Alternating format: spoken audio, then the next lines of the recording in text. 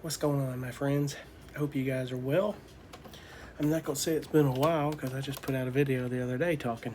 But anyway, um, I'm, hang on one second. I'm generally the kind of guy that jumps on here and just something comes on my mind. I just turn on the camera and I'll start talking.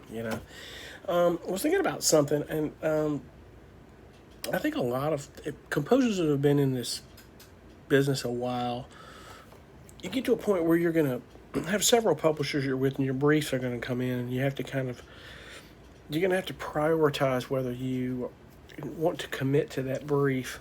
And some of you are new to this business. When I say brief, it's an email you'll get from a publisher or a library or whoever in this industry. It says this is the kind of music that we need, and they break down the details of that music wanted. And I had one come in for a particular publisher, and I'm not going to mention the publisher's name. The publisher's extremely picky. I've been with him for years, but I probably only have about 30 tracks with this library. Now, granted, I could do this brief because it's a explosions in the sky reference, which is a basically it's just clean guitars, very simple and emotional, like pulling on your heartstrings, but no percussion. Maybe some light synths, like pad synths with some pads in the background. But the thing is I know these days he's getting a ton of submissions, and there's a lot of composers, and he's gotten really picky. And my thing is, okay, well, he hasn't gotten me the most placements that I've gotten out of all the publishers I'm with, and I have to make a decision whether I want to do that brief based on, well, is he going to take it? Did I work on that track for a whole day and it not get selected? Now, that doesn't say that track, that's not to say that track isn't going to go somewhere, because it's always a place for that track.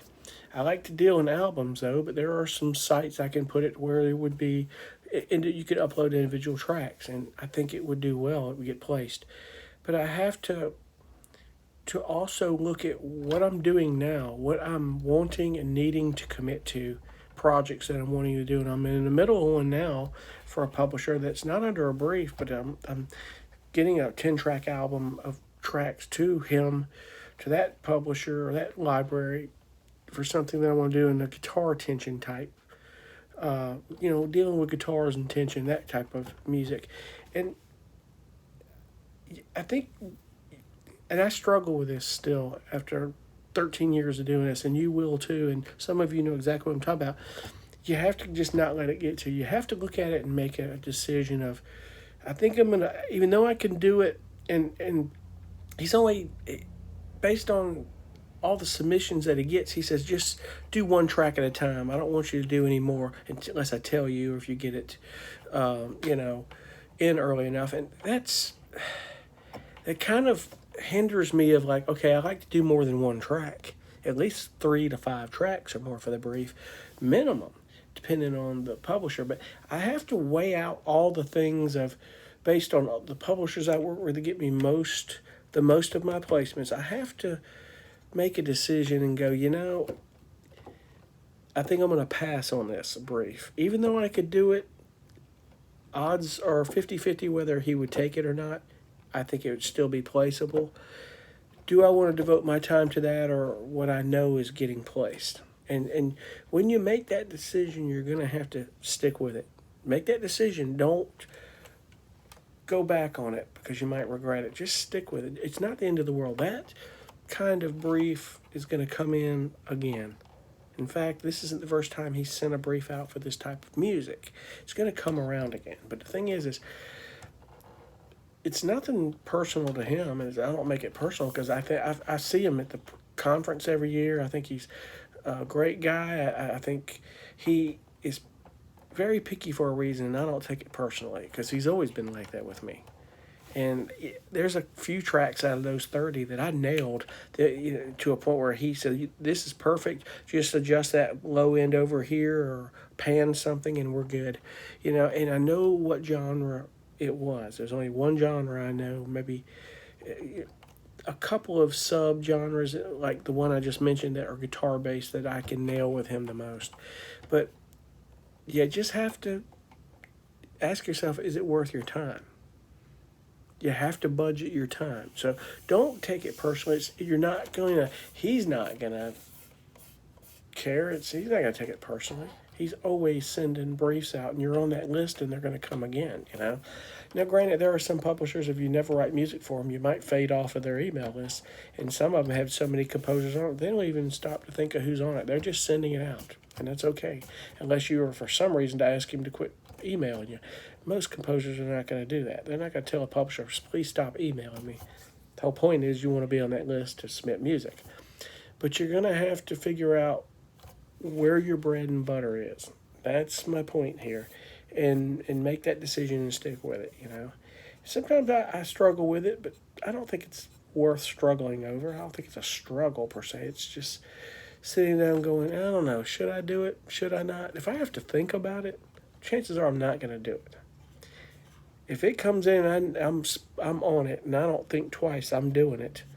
That's because I know that publisher's getting me a lot of placements.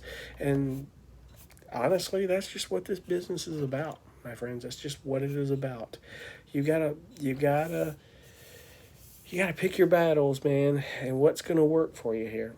Some of these publishers are picky because it's based on what their clients' needs are. You can't take that personally. I know Scorekeepers is real picky. If any of you write for Scorekeepers, they are crazy picky. I think I got 2 or 3 tracks with them, and I collaborated with someone else on one, and I don't think they've, they put out needs of music, like this is what we don't need, and the few genres I do are on that we don't need it now list, so I haven't submitted them any music at all. But when I do submit music, it's just, you've got to really, some of these guys, you've got to just, they're hardcore, but you can't get mad about it. It's okay. If they say, hey, can you make some edits?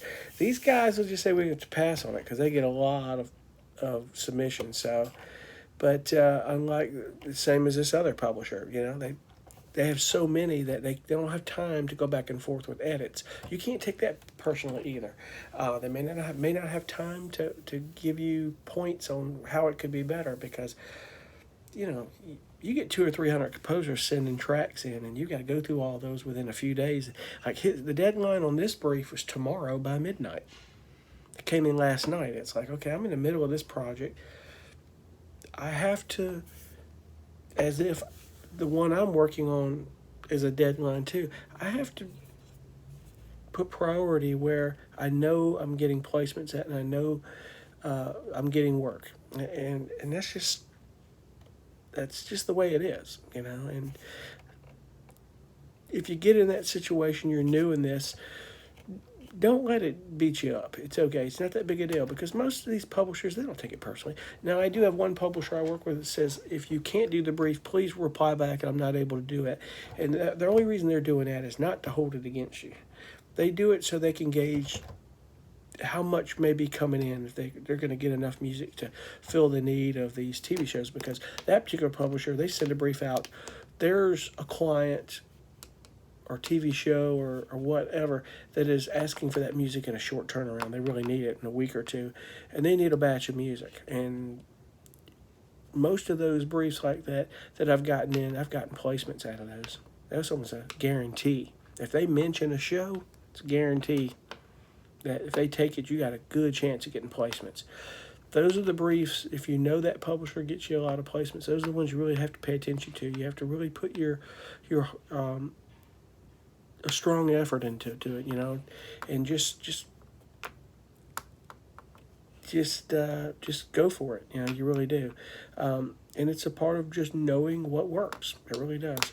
But I thought I'd get on and talk about that for a minute. That I get these briefs sometimes. It's like today I was listening to the reference, like, yeah, I could do this, but let's look at the percentage of placements I've gotten and the percentage. What's the chances that he's going to take my track? And it's what I send him is going to be very placeable. It's just based on how picky he is about this stuff. I need to devote my time to where I know my time is worth. And that's the decision I've made. I'm not going to do the brief. It's okay. He's not going to be concerned with it. I'll see him at the Production Music Conference this year, and we'll talk, and it'll be all great. And you know, he, and it he's not going to say, hey, how come you didn't do these briefs or anything, or I haven't heard from you in a while. He never asks that question. In fact, most of these publishers are not going to ask you that question unless you've made promises. And I've talked about that in the past. Don't make promises you can't keep. You do that with anything in life, but especially in the music business. You know, if you tell somebody you're going to send something in the music business, you better do it. Because you don't know if they're waiting on it. You really don't know. Always be cognitive of that. Be careful what you say. Because some of these people might hold it against you and go, hey, where's that music you were talking about? Or they may not even say a word. All of a sudden you get ghosted, or they're not taking your music. Those things have happened. Doesn't happen a lot, but they've happened. But based on a lot of what I hear and see and have experienced, you just need to be one of your word on that deal. You really do. So anyway, I want to get on and talk about that for a minute. Don't let that beat you up. Don't struggle with it. It's all good. It's just one of those things that if you get to a point where you start getting a lot of briefs, you're going to have to go prioritize what works for you, what is worth your time, and work on what is getting you the most work. And that's really the name of the game here, along with trying to find the right people that will do it. And that's for certain. Anyway, I'm jumping off. I don't want to run too terribly long on this point, but I hope you guys are well. We'll see you guys on the next vid. Be cool. Bye.